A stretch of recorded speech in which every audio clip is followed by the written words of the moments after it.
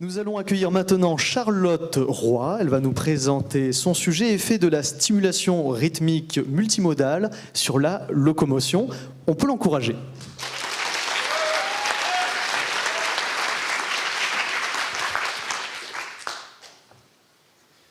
Oh, cousine, tu danses ou je t'explose?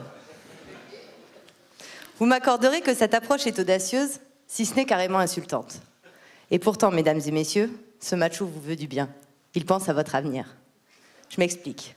L'objectif de ma thèse est de rééduquer la marche des personnes âgées et des patients parkinsoniens à partir de nos connaissances du tango.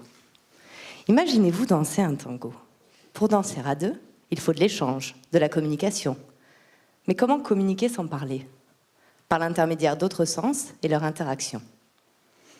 Dans le tango, une partie de la communication passe par le toucher.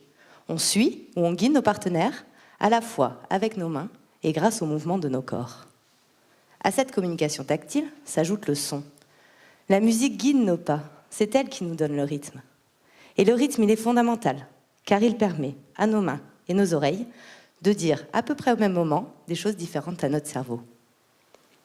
Ce sont donc ces aspects sensoriels et rythmiques qui mènent nos corps en mouvement. Car deux personnes qui dansent, ce sont deux personnes qui se déplacent. Un « je t'aime, moi non plus » révélé par ces corps qui changent de vitesse ou encore de direction.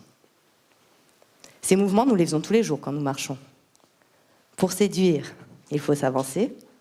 Pour éviter la claque, savoir reculer. Vous l'aurez compris, entre la danse et la marche, il n'y a qu'un pas. D'après de récentes études, le tango permet d'améliorer la marche chez les personnes âgées et les patients parkinsoniens. Le tango, si on le résume, ce sont des sensations tactiles et auditives et du rythme.